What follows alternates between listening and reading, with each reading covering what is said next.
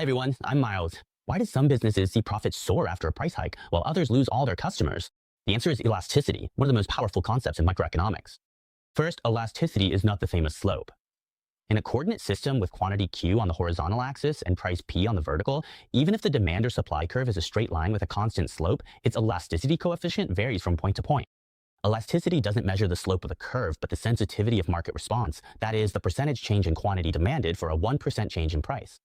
So the price elasticity of demand equals the percentage change in quantity demanded divided by the percentage change in price. If elasticity is greater than 1, it's called elastic demand. Consumers are very price sensitive. For things like snacks or milk tea, if the price goes up too much, they'll switch to something else. But if elasticity is less than 1, it's inelastic demand. For items like cigarettes or medicine, people will still buy them even if the price increases.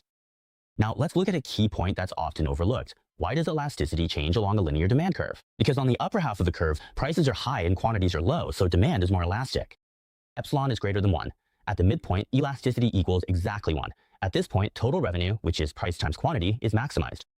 Further down, prices are low and quantities are high, so demand becomes increasingly inelastic, and epsilon is less than 1.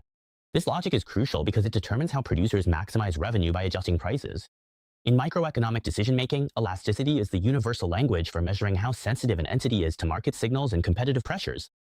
Now, let's learn by solving a problem. Suppose in the milk tea market, QD equals 180 minus 20p and QS equals 30p. Coffee is a substitute for milk tea. First, find the equilibrium. 180 minus 20p equals 30p. We get price P equals 3.6 and quantity Q equals 30 times 3.6, which is 108. Next, find the price elasticity of demand. Epsilon equals dQ divided by Q divided by QP. Divided by P equals dQ divided by dP times P divided by Q, which equals negative 20 times 3.6 divided by 108, resulting in negative 0.67. Ignoring the negative sign, 0.67 is less than 1, so demand is inelastic. The elasticity of supply, eta, equals 30 times 3.6 divided by 108, which is 1. This is unit elastic. If summer increases demand while supply stays the same, QD equals 210 minus 20p, the equilibrium price rises to 4.2 and the quantity becomes 126.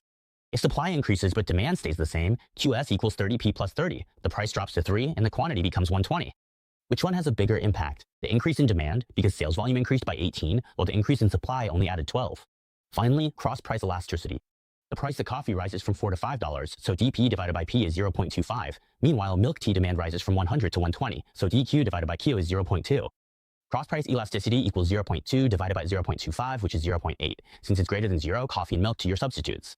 Ultimately, economics is never about memorizing formulas. It's about understanding how people respond to prices, costs, and incentives. Every price hike, every cost change, and every market competition is essentially asking the same question. When conditions change, how will people choose? Truly understand elasticity, and you'll start thinking like a microeconomist.